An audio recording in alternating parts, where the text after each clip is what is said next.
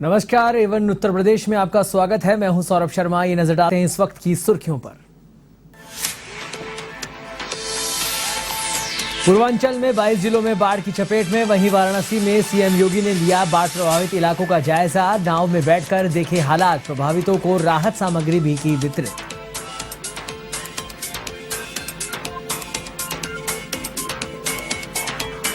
Allahabad high court का बड़ा फैसला, ओबीसी की 18 जातियों को एससी कैटेगरी में शामिल करने का नोटिफिकेशन किया रद्द। समाजवादी पार्टी और बीजेपी के शासनकाल में हुआ था नोटिफिकेशन जारी।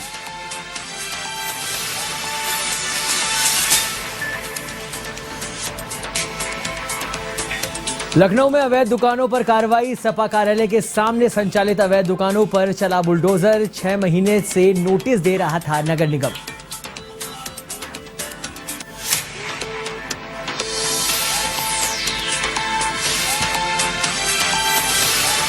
ठंडा खाना देने पर पति ने बोला 3 तलाक, मारपीट कर घर से निकाला बाहर। महिला ने कराया पति सहित 6 लोगों के खिलाफ मुकदमा दर्ज।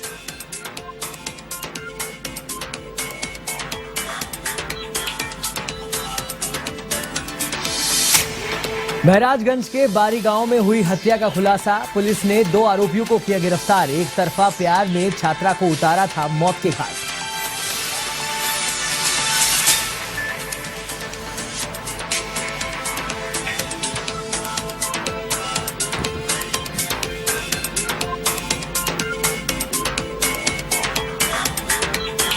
अब खबरें विस्तार से। पूर्वांचल में बाढ़ के बाद जनजीवन त्रस्त हो चुका है। उत्तर प्रदेश के 22 जिले बाढ़ की चपेट में हैं। अलग अलग इलाकों में भारी बारिश और बांधों से पानी छोड़े जाने के चलते किसानों की चिंताएं बढ़ गई है। बाढ़ ग्रसित इलाकों में हजारों हेक्टेयर फसल भी प्रभावित हो चुकी है। इसी को लेकर इन बाढ़ प्रभावित क्षेत्रों का जायजा लेने मुख्यमंत्री योगी आदित्यनाथ 2 दिवसीय दौरे पर वाराणसी पहुंचे। इस दौरान सीएम योगी ने गाजीपुर और चंदौली का सर्वे किया। साथ ही मुख्यमंत्री ने गंगा में एनडीआरएफ के अधिकारियों के साथ बाढ़ प्रभावित क्षेत्रों का जायजा लिया। इस अवसर पर योगी ने बाढ़ प्रभावितों को राहत सामग्री भी वितरित की।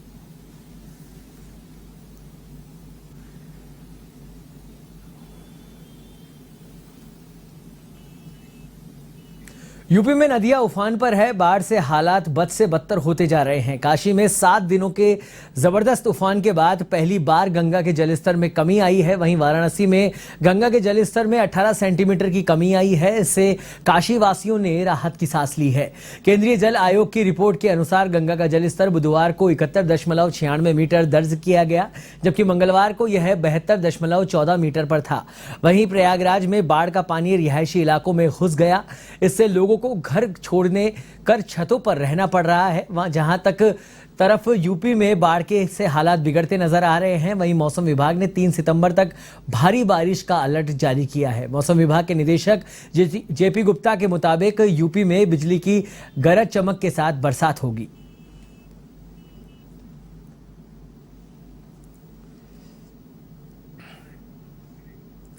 खबर लखनऊ से है। संजय प्रसाद को दिया गया गृह विभाग का अतिरिक्त चार्ज। वहीं अपर मुख्य सचिव गृह अविनाश अवस्थी हुए सेवानिवृत्त। वहीं अविनाश अवस्थी के सभी विभागों का जिम्मा संजय प्रसाद को दिया गया है।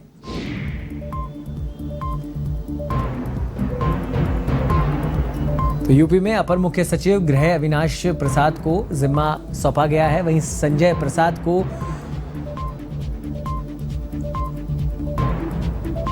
अपर मुख्य सचिव गृह अविनाश प्रसाद को अतिरिक्त चार्ज दिया गया है। और इस खबर पर हमारे साथ जुड़ गए हैं हमारे सहयोगी अमरीश। संजय प्रसाद को गृह विभाग अतिरिक्त चार्ज दिया गया है, क्या कुछ अपडेट है इसे लेकर?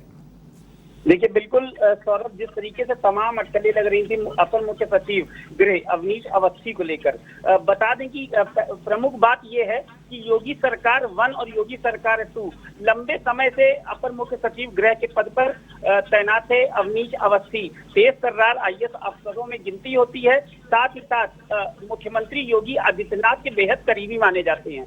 लेकिन तमाम अटकलें लग रही थी कि इनके सेवा विस्तार को हो सकता है आगे बढ़ाया जाए, लेकिन ये स्पेशल केस में ही होता है और इसमें जो फैसले होते हैं वो केंद्र से ही लिए जाते हैं। हालांकि तमाम प्रयासों के बाद आज यानी 31 अगस्त को अवनीश अवस्थी जी का रिटायरमेंट हो गया है और उनकी जगह पर आईएएस संजय प्रसाद, जो कि वर्तमान में यूपी के मुख्यमंत्री योगी आदित्यनाथ के प्रमुख सचिव और सचिव प्रोटोकॉल के साथ साथ प्रमुख सचिव सूचना के पद पर भी तैनात हैं। संजय प्रसाद की गिनती बेहद ईमानदार, सौम्य और सुलझे अफसरों में है और इसी के दृष्टिगत कई नाम चर्चा में थे लगातार कि अवनीश अवस्थी की जगह किनको नियुक्ति दी जाएगी। फिलहाल अतिरिक्त प्रभार गृह विभाग का संजय प्रसाद को दिया गया है और ऐसे में अब ये तमाम जितने भी अभी तक अवनीश अवस्थी के पास विभाग थे, जिनमें गृह विभाग, कारागार विभाग, यूपीडा, उपसा के जो भी विभाग थे वो सभी इनको दिए गए हैं और गृह विभाग के साथ साथ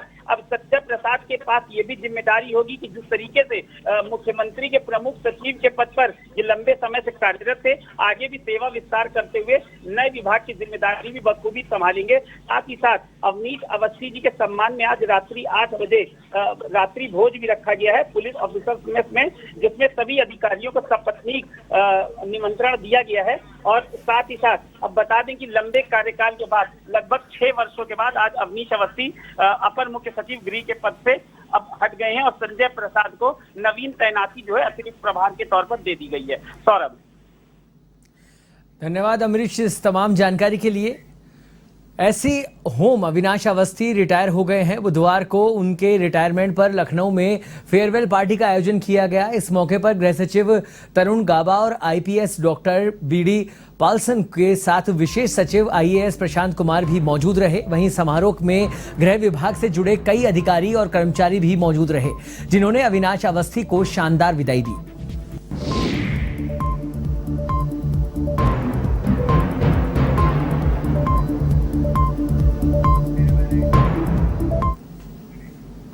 इलाहाबाद हाईकोर्ट ने ओबीसी की 18 जातियों को एससी कैटेगरी में शामिल करने के नोटिफिकेशन को रद्द कर दिया है। यह नोटिफिकेशन एसपी और बीजेपी शासनकाल में जारी हुआ था। इससे पहले हाईकोर्ट ने 24 जनवरी 2017 को सर्टिफिकेट जारी करने पर रोक लगाई थी।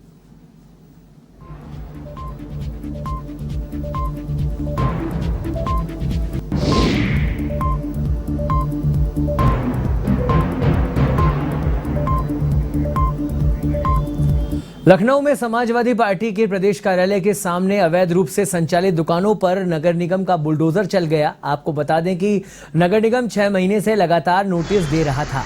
वहीं नोटिस के बावजूद भी दुकानें नहीं हटाई गई। ऐसे में नगर निगम ने बड़ी कार्रवाई करते हुए समाजवादी पार्टी कार्यालय के बाहर अवैध अतिक्रमण हटाने के लिए अभियान चलाया और अवैध दुकानों को ध्वस्त किया गया।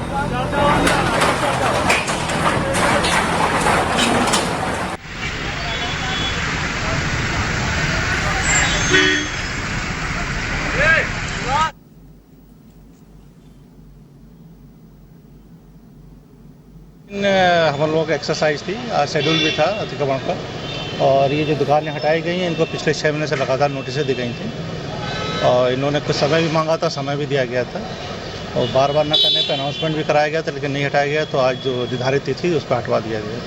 क्या कुछ इनको अलग से लग रहा है कि कुछ दबाव पड़ जाएगा तो बच जाएंगे, ऐसा कुछ नहीं है? अब नहीं, अब जिसका अतिक्रमण हटता है कुछ हम दबाव बनाने की कोशिश करते ही है, लेकिन आज निर्धारित तिथि तो उस पर सब हटवा। उत्तर प्रदेश के आजमगढ़ में कांग्रेस की बैठक में पार्टी कार्यकर्ताओं के आपस में भिड़ने का एक वीडियो वायरल हो रहा है, जबकि बैठक में राष्ट्रीय सचिव प्रभारी उत्तर प्रदेश सत्यनारायण पटेल मौजूद रहे। इसका वीडियो अब सोशल मीडिया पर वायरल हो रहा है, जो 28 अगस्त की बैठक का है। यह बैठक कोलबाज बहादुर में हुई थी। इस दौरान सत्यनारायण पटेल मौजूद रहे और कार्यकर्ता आपस में भिड़ गए।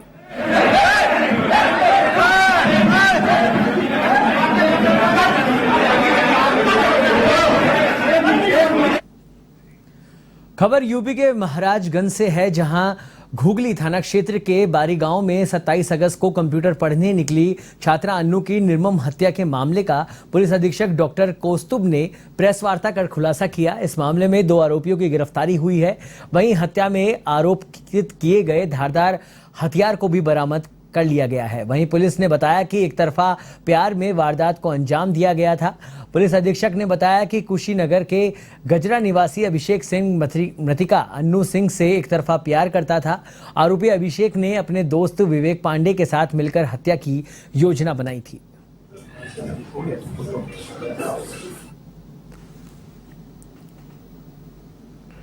हमारे थाना गोगली अंतर्गत 27/8 को दोपहर के समय एक 17 वर्षीय बालिका की निर्मम हत्या की गई थी और जो अपने घर से अपने कंप्यूटर सेंटर जो दोनों कुशीनगर है और बीच का एक जो रास्ता है वो हमारे थाने से होकर जा रहा था, वहां से जब जा रही थी तो उसकी निर्मम हत्या की गई। इस घटना में लगातार टीमों को लगाया गया था और काफ़ी साइंटिफिक एविडेंस कलेक्ट करते हुए आज इसमें 2 अभियुक्तों की गिरफ्तारी, नाम अन्नू सिंह और अभिषेक सिंह पुत्र हरीलाल और विवेक पांडे, जो कि दोनों के दोनों कप्तानगंज थाना क्षेत्र कुशीनगर के रहने वाले हैं, इनकी गिरफ्तारी की गई है। और साथ ही इनके पास से आला कत्ल और इस पूरे घटना की प्लानिंग में प्रयुक्त मोबाइल फ़ोन, मोटरसाइकिल जिससे इन्होंने आवागमन किया था, तथा इनके वे कपड़े और जूते जिसमें मृतका के खून के अवशेष भी मिले हैं, उन सब के साथ इनको गिरफ्तार किया गया।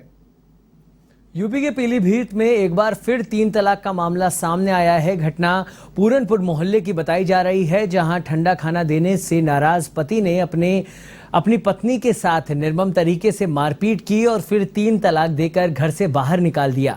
घटना को लेकर पीड़िता की ओर से ससुराल पक्ष के 6 लोगों के खिलाफ मामला दर्ज कराया गया है। पीड़िता के आरोप लगाया है कि शादी के बाद से ही उसके साथ मारपीट और दहेज की मांग को लेकर परेशान किया जा रहा था।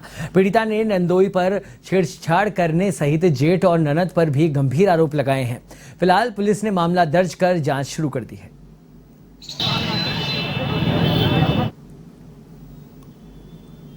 में एक महिला के द्वारा 3 तलाक का मुकदमा पंजीकृत कराया गया है, जिसमें उसके द्वारा अपने पति, सास, नंदोई, जेठ के ऊपर आरोप लगाया गया है और इस संबंध में थाना पूरनपुर में मुकदमा पंजीकृत कर लिया गया है तथा जिसकी विवेचना की जा रही है। साक्ष्य संकलन के आधार पर आवश्यक विधिक कार्रवाई की जा रही है। जी, जब से शादी हुई है मेरी, तब से उन लोगों ने परेशान करना, मुझे दहेज के लिए, कभी किसी चीज़ के लिए परेशान करना शुरू कर दिया। हर कहीं जलील करना और मतलब मारपीट बहुत ज़्यादा करते थे वो। उत्तर प्रदेश के जालौन में एक युवक ने उफनती यमुना नदी में छलांग लगा दी। शंकरपुरा के जालौन अरैया मार्ग पर बाइक छोड़कर युवक नदी में कूद गया। वहीं पास से गुजर रहे लोगों ने पुलिस को सूचना दी। इधर मौके पर पहुंची पुलिस ने युवक की तलाश शुरू करवाई।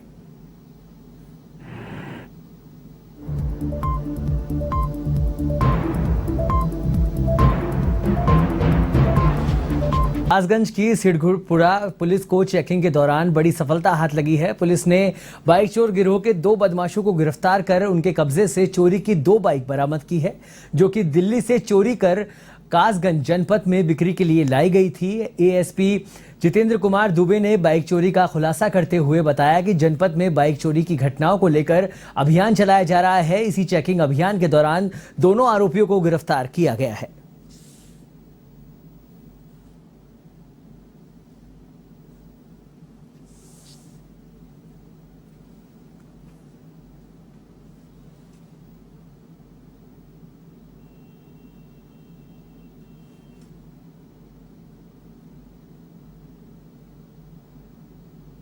पुलिस अधीक्षक जनपद कासगंज महोदय के कुशल निर्देशन में अपराध नियंत्रण और अपराधियों की धरपकड़ के संबंध में चलाए जा रहे अभियान के क्रम में आज हमारी सिडपुरा थाना पुलिस की टीम, प्रभारी निरीक्षक विनोद की टीम ने एक गुड वर्क किया है, जिसमें 2 अपराधी पकड़े गए हैं और उनके पास से 2 मोटरसाइकिल बरामद हुई है। अभियुक्त को गिरफ्तार करके उनको माननीय न्यायालय के समक्ष पेश किया जा रहा है। अपराध पंजीकृत कर अन्य विधिक कार्रवाई अमल में। उत्तर प्रदेश सरकार जहां खनन माफियाओं पर लगातार कार्रवाई कर रही है, वहीं सीतापुर में खनन माफियाओं पर सरकार के आदेशों का कोई फर्क नहीं दिख रहा। ताजा मामला सीतापुरा के गोंदलाऊ कस्बे का है, जहां खनन माफियाओं ने ना कोई अधिकारी का डर है और ना ही कोई परवाह। ऐसे में सीतापुर खनन अधिकारी ने कड़ी कार्रवाई करते हुए मौके से 2 जेसीबी और 8 ट्रैक्टर ट्रॉलियों को सीज किया है। वहीं प्रशासन की इस कार्रवाई से खनन माफियाओं में हड़कंप मच गया है। गए हैं कहाँ है मुंशीगिरी करत? हाँ, चल गाड़ी पीछे बैठ। यूपी के गोरखपुर स्थित दाऊदपुर के पास रचित हॉस्पिटल में इलाज के दौरान मासूम की मौत होने की सूचना के बाद परिजनों ने हंगामा खड़ा कर दिया। वहीं परिजनों ने डॉक्टरों पर लापरवाही का आरोप लगाते हुए सड़क पर जाम लगा दिया। इधर इस घटना की सूचना पाकर पुलिस ने परिजनों की समझाइश की। वहीं इस बीच बच्चे के आईसीयू वेंटिलेटर पर होने की सूचना से सब हैरत में पड़ गए। फिलहाल बच्चे के स्वास्थ्य को लेकर संशय बना हुआ है।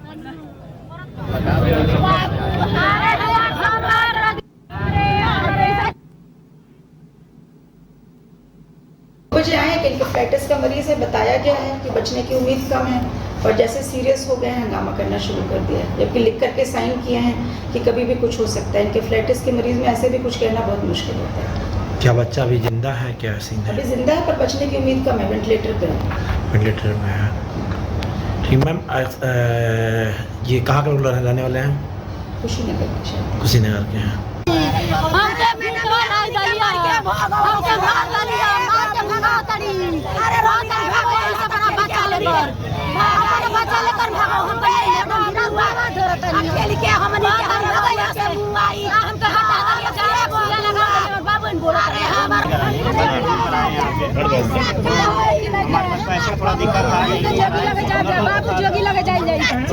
बोले कि ऐसा है, ठीक है तुमको इतना पैसा लग गया तो हमारा साड़ी बोले कि ऐसा है, हमारा 27 रुपये लग गया, कुछ आराम नहीं है। ये बोल रहे हैं होली आराम है, हम लोग छुट्टी कर लीजिए, हम कहीं और ले आकर दवाई करा देते हैं, गरीब आदमी है, इतना पैसा नहीं लगा सकते हैं। ये बोले ठीक है 10 मिनट में आपको छुट्टी कर देते हैं। 10 मिनट में बच्चे से बात करके आए, बच्चे सही था। जब हमने गाड़ी करने लगे 10 मिनट के बाद हमारा बच्चा एक्सपायर हो गया। यूपी के जालौन स्थित शहादतपुर में घर से बाहर मवेशी बांधने को लेकर 4 महिलाओं ने पड़ोसी महिला के साथ जमकर मारपीट की। इस दौरान मारपीट के बाद पीड़ित महिला ने कदौर थाने में शिकायत दर्ज करवाई। वहीं अब सोशल मीडिया पर मारपीट का वीडियो वायरल हो गया है। फिलहाल पुलिस मामले की जांच में जुटी है।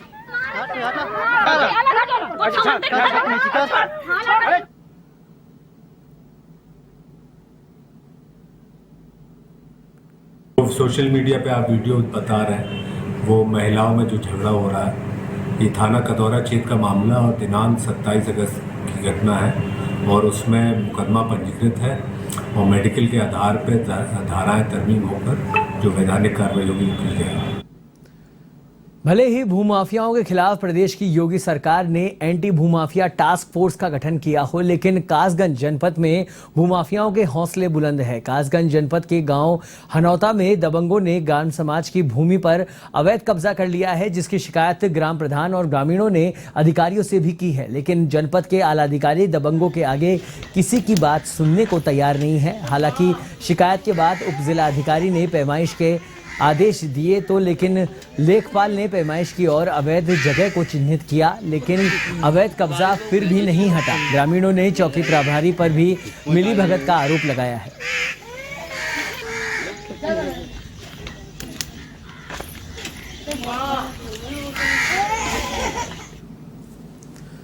खबर यूपी के बस्ती से है, जहां वार्ड निर्माण में अनियमितता को लेकर मतदाताओं का गुस्सा फूट पड़ा है। नाराज मतदाताओं ने जिलाधिकारी से मिलकर अपनी नाराजगी जताई। साथ ही वार्ड का निर्माण जनहित को ध्यान में रखकर करने की मांग की। मामला जनपद के नवनिर्मित नगर पंचायत का है। आपको बता दें कि नगर बाजार के वार्ड निर्धारण के बाद जो सूची जारी हुई, उसको लेकर वार्ड संख्या 2 यानी ग्राम टेना श्यामा प्रसाद मुखर्जी नगर के लोगों में नाराजगी है। वार्ड निवासियों ने जिलाधिकारी कार्यालय पहुंचकर दूसरे मोहल्ले में स्थानांतरित किए जाने को लेकर आपत्ति जताते हुए उसे ठीक कराने की मांग की है।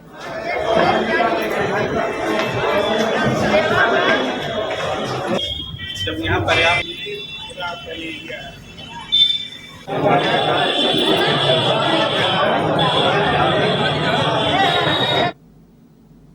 एवन उत्तर प्रदेश में फिलहाल इतना ही। देश और दुनिया की तमाम खबरों के लिए आप देखते रहिए A1 TV। नमस्कार।